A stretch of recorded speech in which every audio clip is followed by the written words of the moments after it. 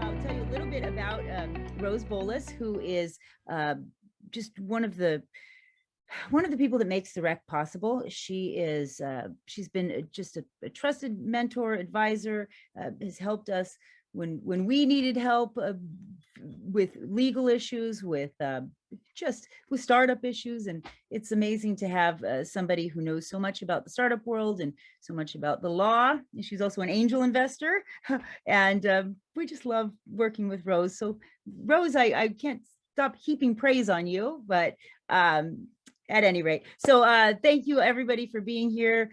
Stephen, is there anything housekeeping wise that we need to get off the table before we get going? I pasted the link to our YouTube channel into chat, so please click that to subscribe to view all of our other wonderful workshops. And later on in the workshop, I'll also be dropping a survey link to provide feedback for the rec and for Rose. Thank you. So Rose, if you'd like, you can begin sharing your screen now, or your slides if you have any. And sure. Thanks, Tanya. I'll do that. Okay, wonderful. And I will encourage everybody while we're here, if we do want to keep our cameras turned off, our microphones turned off until we actually have any questions that you'd like to ask. You can also put the questions in the chat. We follow the chat closely as we go. And on my end, that might be it. I'm going to hand it over to our amazing mentor and presenter, Rose Bowlus. Thank you, Tanya. Hello, everyone. I am Rose Bowlus, and I am here to present Bootstrapping Legal Services, 5 Things Founders Should Know, brought to you by the Rec Innovation Lab. I love mentoring for the Rec. Thank you again, Tanya, for this incredible opportunity to share my insights with all of your founders and your community. So I'm really happy to be here. So let's get started. All right, and please do feel free to, in the chat, if anything triggers your mind or you have a question, please go ahead and put your questions in the chat as we go. And towards the end, I'd be happy to answer your questions. So as Tanya said, I'm Rose Bowlus. I'm an attorney and I work with startups. I've been practicing law for about 20 years, very long time, mostly in-house for financial institutions and energy companies. I started my own law firm about 2 years ago now, and I've been mentoring with the REC for about a year. So I've really been sort of an entrepreneur founder myself, although I have in the past worked with big companies, with law departments as small as 4 to as large as 400 attorneys. So I've got a wide variety of experience. And so I love giving back as a mentor at the REC, because I think it's so very important, especially for student founders or founders who find themselves at an accelerator, looking to mentors who have been in industry and learn from, you know, the war stories, the ups, the downs, and then how to do things better. If you have any questions regarding my background, feel free to reach out to me. I'm on LinkedIn, I'm on Instagram, and at the end of the presentation, I'll give you my email address, so you can definitely send me a message. Just one last thing regarding me, my firm, and what I'll say today. Not legal advice, because legal advice would be customized for your particular situation, and you would have to engage my firm as your lawyer. So anything I tell you today is going to be informational only. But certainly take that information, chew on it, and if you do ever need legal services, I am available. And if I'm not the right attorney, please do use me as a place where I could connect you with the right attorney for what you need. All right, moving on. So I wanted to start out with this fun slide that kind of gives you an idea of what the legal spend is for a startup. As you could see, that's broken up into certain categories. Let me move your pictures here. I guess one of the most costly part of a startup legal expense would be formation. There's different ways of forming a company, believe it or not. You could form it through a lawyer, you could form it through an online service platform. You could form it directly yourself by contacting the Secretary of State in the state you wish to form. If you're going to be doing business across the United States, you would contact the Delaware agency, and they would then put you in contact with registered agent there. And there's a variety of ways you can start up. And the most traditional way would be to hire a lawyer. And here is the breakdown of what the legal costs would consist of. So formation, the next would be equity. So if you have a corporation and you're going to want to issue shares, authorize and issue shares, that process in of itself could be one of the more expensive parts of starting a business. Your corporate and IP issues that come up, certainly with trademarking, or if you need a patent. These are the breakdowns of expenses. And then last but not least, contracting. A lot of founders decide to contract themselves with vendors or service providers that will help them with their own businesses. So that's the least expensive, but this kind of gives you a breakdown. And a fun fact for you is that I have witnessed firsthand that some founders pay up to about $7,000 to have their startups handled by a lawyer. And that's usually a big firm rate with maybe a founder that has a company that's a little bit more complicated. Maybe it has multiple founders involved, maybe incoming with investors already. So it could get up to be pretty pricey. But if it's just yourself and your partner and you're looking to stay economical, certainly there are ways to do that. And we'll talk about that a little later. All right, so you're a founder, you want to start up, but you don't have money for a lawyer. This is what you think. I'll have to figure things out myself. I could read, I could follow directions. People have done it before. I could do this too. And certainly that is a possibility. Founders do it all the time. And the reason why we're here today is to talk about what founders do and some of the things that founders should look out for when starting up their startups by themselves or with people around them or from online resources. So founders, they can and they do start up by themselves. It happens all the time. But a lot of the times there are certain things that founders overlook because they just don't know, especially first-time founders. Simple enough to fill out a questionnaire, simple enough to understand what the current law is and sort of implement things themselves. Certainly there's resources online that you can look at and borrow and make your own. So, but here are some things that could go wrong when doing it yourself. Again, not to deter you, but to enlighten you on some of the things that come up. Errors online entity formation questionnaires. Founders simply don't know how to fill them out correctly. Or you know what to do, but you guess on the type of entity that you wish to form. So you just pick one.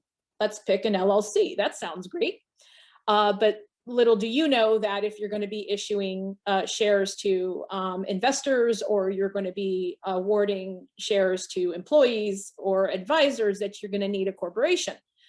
And then when founders go and do something online or they do it themselves, they forget to enter into a founder's agreement between each other so that you have an idea of what your roles are, your responsibilities are, and kind of sort those things out before you do anything. And then when you are online and you're creating your entity, say it's a corporation, you may not know how many shares to authorize for the corporation or even to issue initially to the founders, yourself and whoever else is involved. Often also founders don't think about the fact that they're going to need people to come aboard and do some work initially. So there isn't an arrangement made for compensation or for ways to recognize employees initially. And then finally, and this is an all too often issue I encounter, founders really don't keep organized, their books and records organized, thinking, well, it's just me, it's a private company, nobody knows my business, nobody cares, so I'm just going to keep everything in this one box and figure it out later. And we'll talk about it later, what are the best practices for that when you're kind of keeping your books and records on your own. So what are the most important things I should keep in mind as I do legal myself? But first, a question. Does anybody want to guess when you really need or must bring a lawyer into the startup process? And I'm sure I'm going to get all sorts of guesses. So maybe, pretend you're guessing in your head and we could go over this together. Many think. Do you want us to guess a number? Sure. I mean, the question is, when do you think you actually have to bring in a lawyer during your timeline, your company timeline? Okay. At the beginning. Yeah, and maybe you can help me, Stephen, with some of the guesses, just for fun. Yeah, put them in the chat, you guys. Whatever guess you want to do. Someone said fundraising at the fundraising part. Someone says when you're creating something that could already have a patent, when you're in trouble. That's a funny one. When you want to create subchapters, when you need HR. Someone said immediately, which is what I said as well. Okay, well, that's great. And thanks for everybody who participated or is participating in your head. So the answer is, it depends. And I knew you were gonna expect that from me, and yes, I said that. It does depend. At the end of the day, some founders have gone all the way on their own. How is that possible? Because there are online platforms and services now that provide you with a questionnaire at any stage of these of your timeline that you can actually populate and get done by the platform or the lawyers behind the scenes on that platform. So you really don't need to, quote, hire a lawyer. And we're gonna talk about what that means when you do business with a platform.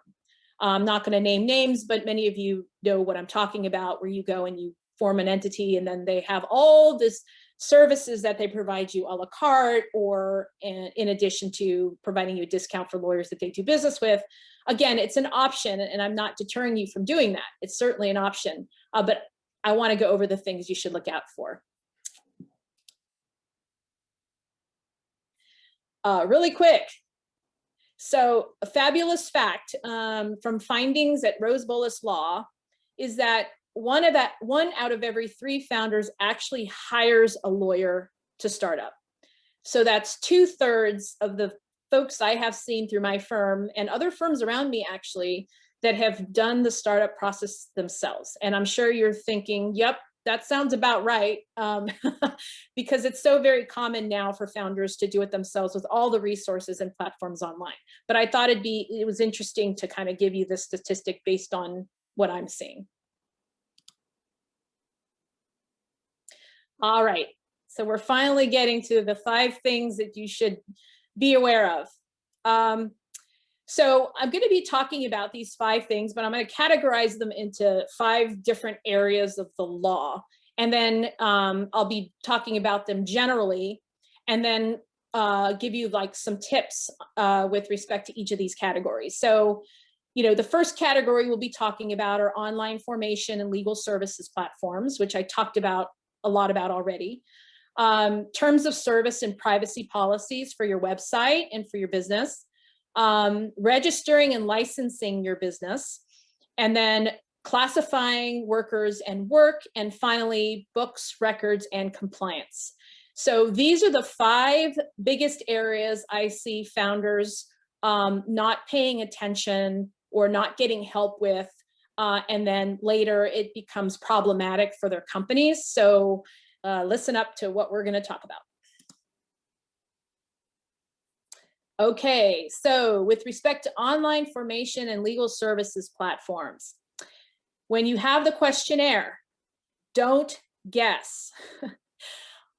I can't tell you how many founders have told me, well, I just put whatever because I wasn't sure, but I just guessed, so I figured I can go back and change it later.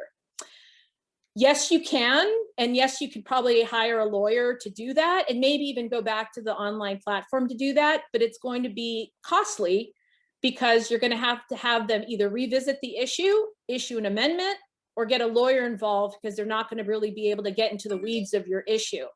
So don't guess. If you don't know, reach out to, and that's my number 2, reach out to experienced founders, friends, mentors, people who have been through the process before. Don't just wing it. Don't guess. Reach out or do some online research yourself, or maybe even talk to a lawyer friend of yours and just run it by them, but also be clear that they're not providing you legal service. Whatever the case is, don't guess on your questionnaires, because it does end up being costly at the end. Third, read the T&Cs and understand how the services work and what's included.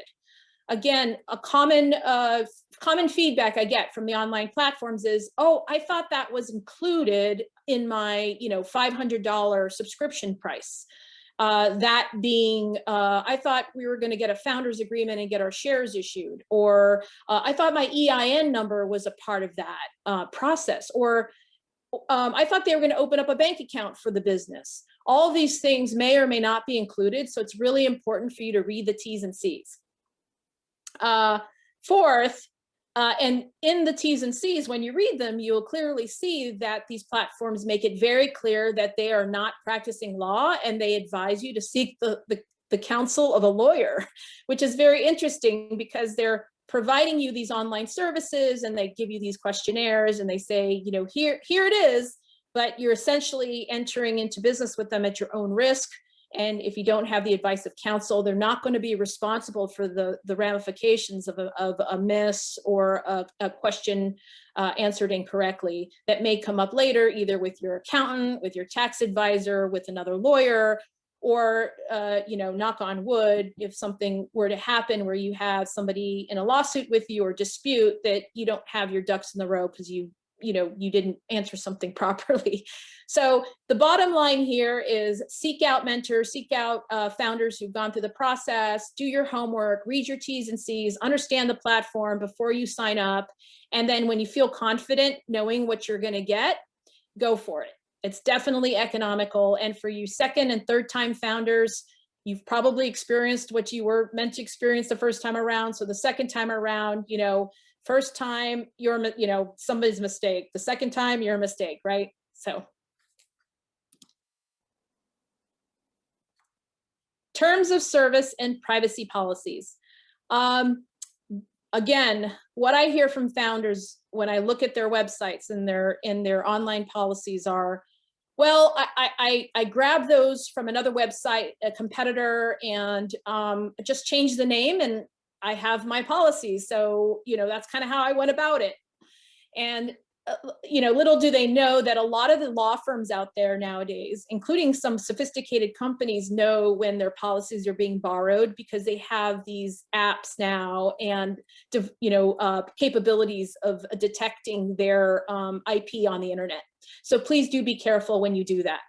What I often say is, if you're going to have to bootstrap that service, then definitely gather examples from credible sources, many sources, read through them, understand the differences, understand where you're doing business, and then maybe attempt to put something together on your own, but definitely have a lawyer review it. It's going to be economical in the end because you've done most of the work. You've had credible sources, and work with a lawyer to finalize it, and that'll definitely be more cost effective for you.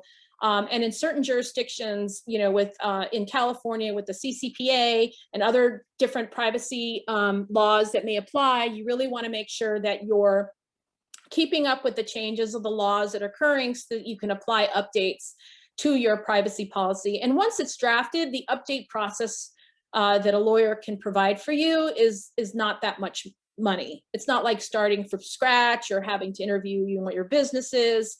So it's definitely something to keep in mind. Definitely updates are important. Okay, registering and licensing your businesses. Often I hear that founders think that because they're online, and they're working with employees that are working from their home, and that they don't really, quote, have a presence in a state or in a locality, that they don't have to register their business there. I'm not going to tell you what you should or shouldn't do here online in this presentation, but I really would recommend that you look into what the local laws for the state and localities are with respect to doing businesses online, even though you're not really, setting up a storefront.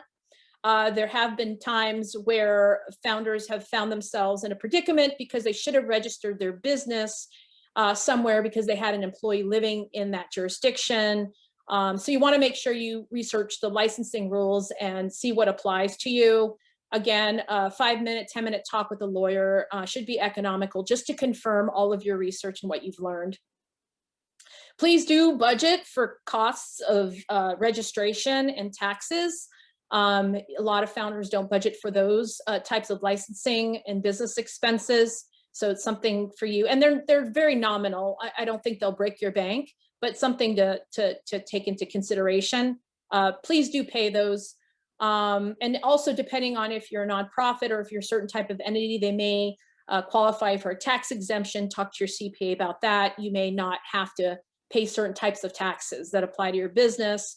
And then finally, you want to be cognizant of registering correctly and licensing correctly, because there's a concept called good standing in a certain jurisdiction, and it's required for certain types of applications, and you want to make sure that your business is in good standing in the place it's in, organized or incorporated.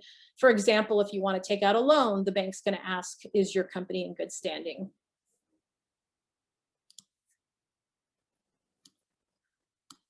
Okay, number 4, classifying workers and work. A lot of the times I see startups gathering people to kind of work together and work towards getting the startup going. Please be mindful that, number 1, there's no such thing as a volunteer for-profit company. Only nonprofits are allowed volunteers. So please be aware of that. And if you have somebody working with your company, know that there's classifications that they need to fall under. They're either employees, independent contractors, or interns. If they're interns, you're probably aware of this at the rec, that you get school credit, or you're a learning process in a company. So please be aware of the fact that you should be learning something if you're interning, and the company should be documenting that just in case somebody questions whether it's an internship or not. When it comes to employees and independent contractors, I was able to produce a video with the Dovey for the Rec Innovation Lab. Please see that video for more information about employees, independent contractors, and sole proprietorships, but know that there's different laws that apply to those classifications. Another thing I see founders making mistakes on is not keeping track of hourly employees' work and paying them accordingly. This is a very big litigated matter issue in employment law. Hourly employees end up working and not being paid for their presence at work. And so there have been cases about that. And so don't be very careful with hourly employees. Make sure you are in a good timekeeping system, and make sure you're aware of when your employees are doing work for your company. And then finally, please do have a employee handbook, an onboarding process, or something so that you are documenting what you do with your employees, how they're onboarded, and there's no misunderstanding about what's expected of them and what their classification really is. So that's another area that definitely needs looking at. Okay, and so the 5th area is books, records, and compliance. And I talked a little bit about this early on in the presentation about staying organized. The first thing you really want to do is keep a data room, a place where you can keep your corporate records, and anybody and records of who looks at them. Keep some that are confidential, locked down, give access, keep an access log of who's looking at what, who's working on what, and try not to pass your corporate books and records via email or any other place other than where you can keep track of it. Stay organized that way, and it'll help with your CPA, your lawyers, or whoever else you hire down the road. to help you with your business, and it will definitely lower costs of the service, so they're not having to spend time getting you organized with your affairs, your books and records. Also, if you're looking for investors or plan to, investors are likely to ask for access to your data room, and they're going to want to understand how your company came to be, who's involved, who does what vendors you use, and then maybe if you have IP, the extent of your IP and what's important to them as investors, and having that organized is also a benefit to likely getting an investment. And then finally, your employees, your board, and existing shareholders of your company, including employees, will think the management knows what it's doing, and the confidence level will stay high, and there'll be less likely that there'll be lawsuits. So they'll shareholders will not claim that the management isn't doing their job or the board isn't overseeing the management. So staying organized is another important thing to prevent lawsuits.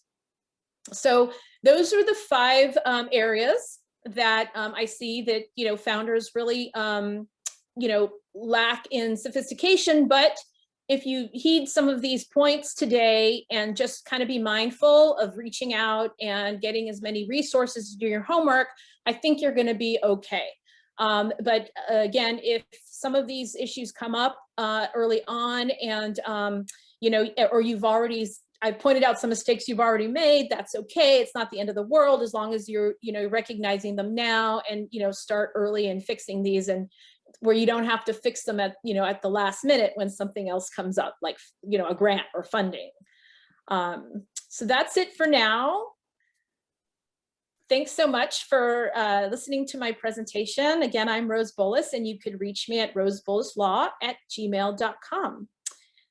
So that is it. That's it, Tanya. So if you want to. Awesome. Thank you so much, Rose. That was just a wonderful workshop. I appreciate all that advice, and thank you so much for saying all the things that I keep just trying to say to the startup founders. And it's nice to hear it from an outsider. I think maybe now they'll listen and get their operations manuals done and get everything in order that might have been putting off a little bit, but wonderful. So I've shared in the chat, just everybody, a couple of different things. First of all, that workshop that Rose was speaking about, Adriana, actually, thank you for putting that into the chat there. That's a link to the YouTube recording of that. I also put a link to the application for the Rec Innovation Lab over the summer. We might have a couple extra seats if any of you are interested in getting some support for your business idea over the summer. Just fill out that application. And then we also put a link to the survey from today's workshop. And we'd love it if we can get some feedback from you all. We take it to heart to just make things better as we go. So do we have any questions now from the audience? I had a question, Rose. So once you establish, as a startup, as a founder, once you establish a relationship with a firm or a lawyer, how long do those relationships usually last? Do they usually last through the whole business life of that specific business, or do people usually switch firms? So what is that like? That's a great question, Stephen. Okay, so there are large law firms that specialize in startup work. I'm sure you've heard of many of the names, and I'm proud to say them. They're excellent organizations, and I have a lot of great colleagues at them. DLA Piper is one, for example, and just various others. And some of them have programs for startups where they allocate maybe 6 months to a year worth of free legal services. And they help startups in that regard to get them started up. And in exchange for the free legal services for a certain period of time, they request the founders to work with them exclusively for the next couple years when they're funded or when they're revenue generating. And usually their rates are at their firm rates, depending on what your revenue is, or what they work with you on that. I have found that with the first-time founders, they tend to go that route For more complicated startups, where there may be IP or international issues, tax issues, heavily regulated industries that they're trying to enter, if there's heavy competition, or an industry is known for being an elite area where certain firms need to be behind you in order to succeed as a new startup. So there's various reasons why founders would use big law as an option. And then also, if they know they're going to be revenue generating at a very high level very soon, they also tend to use big law as a strategy so that they can lure angel investors and VCs along earlier to help fund their startups. So which is perfectly okay. It's kind of like applying to an Ivy League school and getting in, and it opens doors. And so everybody has a different approach. There are founders that work with these firms over a period of time, and they find that the personalities aren't a good fit. Whatever reason, they tend to switch. They could switch to other big law, or they could switch to a smaller firm, medium-sized firm, where the personality fit or the work ethic fit may be a better fit, right? Or it could become more economical if you go to a small, medium-sized firm. And lawyers at big law, they tend to trickle their work down. So for the free work that you get the first year, you tend to work with a junior lawyer, maybe a lawyer that's 5 to 7 years out, versus somebody at a boutique firm like mine, where you have lawyers that have been in industry for 20 plus years. And they may not be as expensive, but that are still a little pricey, but you get the experience. So it really all depends on the founder's preference. And then in terms of relationships, I mean, if you have a relationship with a firm and it's a good fit, I mean, it could be for the life of your business. If you're not, and I've run into companies that have switched lawyers every other year. So it really all depends on the founders and the fit. You do have situations where there are both at big law and at small law, where lawyers can function as outside general counsel for the company that helps the company manage all of its legal issues. So the CEO or the founders don't have to worry about having to answer all the questions that come up with respect to the business's legal issues. They'll have somebody kind of managing that. So maybe a lawyer who has in-house counsel experience like myself, where I actually do function as an outside general counsel for clients. But also you can maybe work with a junior lawyer that helps you do that too at a big firm. So really all depends on who's in your network and what the cost and time is involved with that process. So I hope that answers your question just a little bit, Stephen. It definitely does. And it sounds like at the end, it boils down to, it depends, just like the whole presentation. Yeah, I mean, there's a lot of gray areas in the startup world, believe it or not. And I was telling somebody at the Rec Innovation Lab, they were worried that they weren't following the rules to a T, or they made a mistake. I mean, at the end of the day, the Secretary of State and the Delaware agency, they know that founders are making mistakes all day long. I mean, it's almost expected. I'd say they'd probably give it 80% people are making mistakes. They're not paying their franchise taxes correctly, or they're overpaying their franchise tax. So the first couple of years, regulators and even these agencies, they know this. So, highly unlikely that you're going to be, anyone's going to knock on your door. The IRS might, that's a different story, but some of these other agencies probably will, know that you're kind of on your way. But once you're into your 4th, 5th, 6th year of business, you're revenue generating, you have employees. And, this is when, the Department of Labor or just, anybody has visibility to your business is going to be kind of watching. So, so if that gives you guys more comfort, realistically, I don't think these agencies have enough employees to help monitor millions of businesses that start up every day. So I don't know if there's any other questions. Thank you, Rose. Yeah, so I see a couple people who are maybe poised to ask a question. Ray, did you have a question?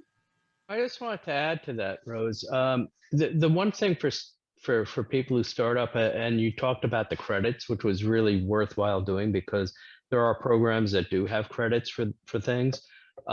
It's really important, as Rose said, to think about what is it you really need, and then you're not going to be able to pay for everything first off. So, use a lawyer for when you need it, and then you can look online for things that you might be able to get by, like she said, for the first or second year, right? Kind of, but at least do something, at least get some documentation on record, even if it's bad.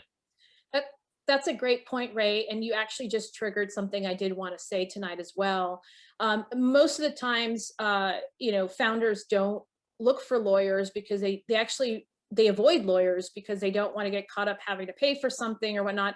I would say that make friends with lawyers, get to know lawyers, interview firms in advance, go to their websites, go to lunch, meet as many as you can. So, and when you have you've narrowed down your list of lawyers that you really want to work with in the future, you're ready to pick and choose when you need them. So you're not scrambling to find somebody when something goes wrong, right?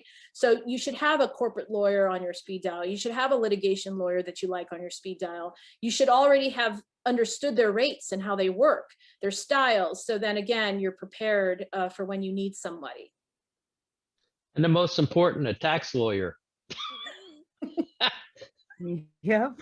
Isn't that the truth? So, exactly. So a couple other questions in the chat. I'm sorry, I'll let you. Yep. I'll let you see the video. Yeah. There's a question from Boris. They ask, do startup lawyers accept stocks as compensation for formation fees? If they are allowed, are you talking, I'm guessing in like a share of the company? That's the first question. And the second question are, what are the risks of forming an entity and incurring the associated fees until the seed round funding? Okay, let's tackle one by one.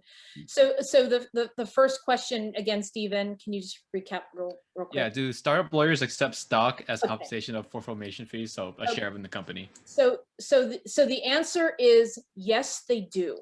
However, there's a however, right? So a lawyer is supposed to keep the client. So the client there's a fiduciary duty to the client, right? And the client is the company. Okay. So the lawyer always has to do what's in the best interests of the company. When a lawyer becomes a shareholder of that company, there could be a conflict of interest.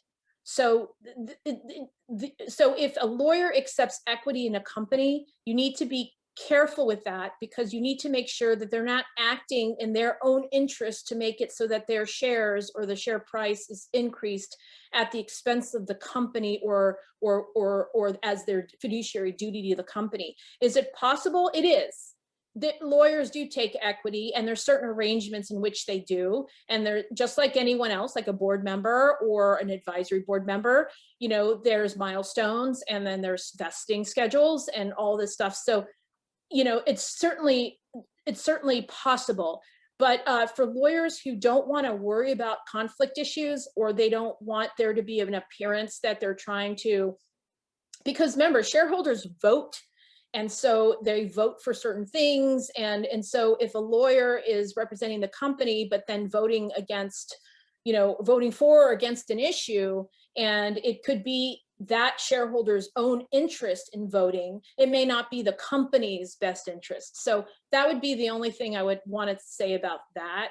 And then I think the second question had to do with not waiting to form the company and kind of make it go further along and then form it later, or further along in the life cycle of the founders. Was that the question, Stephen? I just want to make sure I understood the question.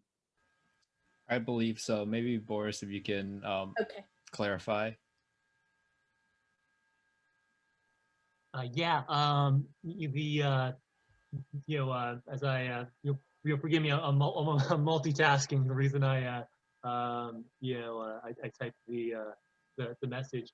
So it would be about delaying, the actual incurrence of the formation fees, until a funding event, the seed round funding, or and I'm thinking about literally being part of an accelerator. Got it. And yes. Hopefully with a successful demo day, attracting, an angel investor, an early round investor. Yes. So many accelerators do that. So yes, that is possible.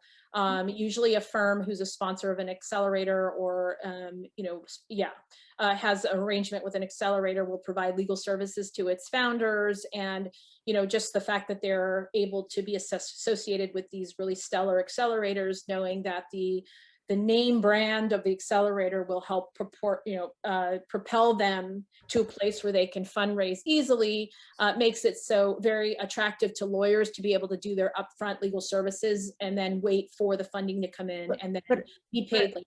I think that the problem, what Boris is asking is what are the risks of waiting and not getting that formed, forming the incorporation prior to, and maybe I can just kind of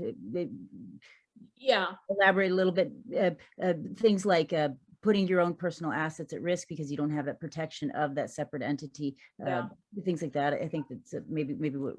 So I would enter into a pre-incorporation or pre-organization agreement where the founders would basically say, once we incorporate, this is how it's all going to go.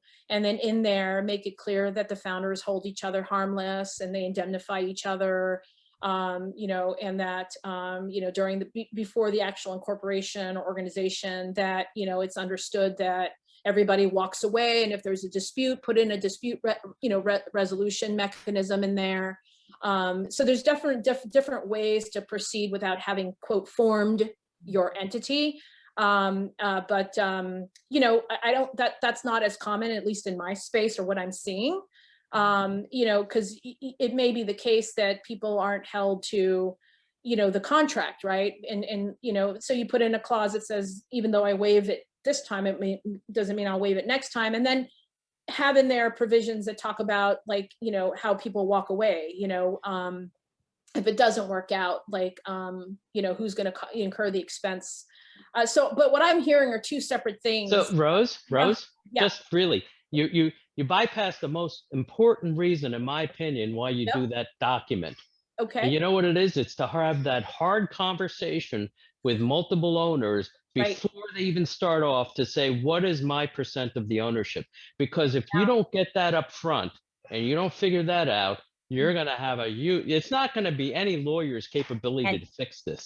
And we also have that risk of when you are deferring something that's protecting your own personal assets from if you but most of these people have no assets. Maybe not. We don't know if if this is most of the people I'm working with, I get it, Tanya. I get we're walking down a different path. But I will tell you, I have worked with so many people that the first question I ask them, so what's your role in the company, right? And they say, well, we're all in this together, like there's three or four of them. I said, what does that mean? Right. Who's the CEO? Well, we don't really want to do that. And so that, Rose, this is a real thing. I mean, they all want to feel good about, we're not going to, but Ray, that also goes to having the conversation, like how many shares should we authorize, right? How many should be issued? What percentage of the issued shares should we take? How many should we reserve for employees or for advisors? I mean, that whole conversation definitely should be talked about, but founders don't even know where to start with that, right? And so there should definitely be a workshop in and of itself. Right, there's so many.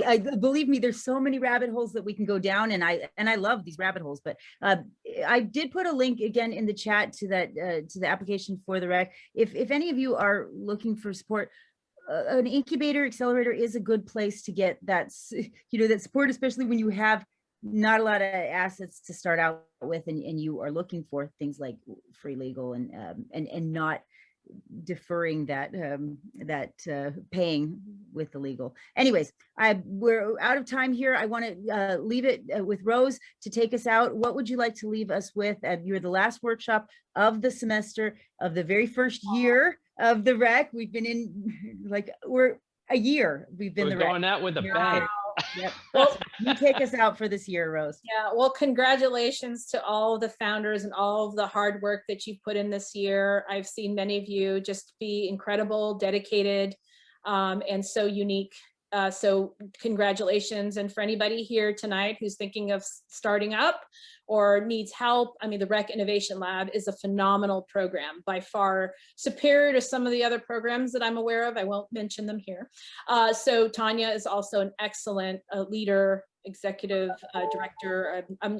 Your title's numerous, but I just want to say thank you for the opportunity to share my insights. I'm always here at the Rec during office hours, and then on Fridays I have a window of time for Rec founders and community that could set up an appointment with me through the platform. I believe it's the Rec Connect. And that, so, have a wonderful summer. I know some of you are going to be working on your startups, and I'm around, and congratulations. And thank you again for this opportunity. Oh, thank you. Thank you, Rose. Thank you everyone for coming. I put the link to that Rec Connect in there, and Stephen Sivitz just agrees with Rose's goodbye statement. Goodbye, everyone. Thank you for an amazing year at the Rec. We hope to see you again soon. I'll stick around a little bit if anybody has any one-on-one questions.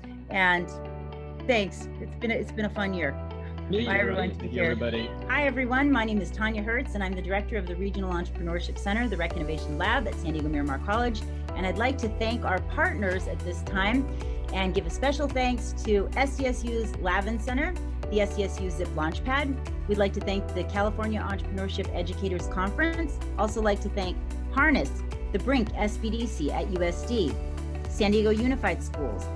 We'd also like to thank School of Entrepreneurship and Technology, High Tech High, the Regional Advisory Committee, Alex Waters at the Jacobs Center, Connect All, 21IQ Labs, Startup Quest, Productified. I'd like to thank Course Key and Tech Coast Angels. Thank you to Village Up, City Heights Development Corporation, San Diego Angel Conference, Startup San Diego, SBDC, Score San Diego, We Are Kingdom, New Media Rights, San Diego Tech Hub, Origin 63, Ambrosio 15, OmniSync, Optima Office, Proven Recruiting, Craft Leadership, GS&L Consulting. Thank you to all of our partners. We couldn't do what we do without you. Thank you.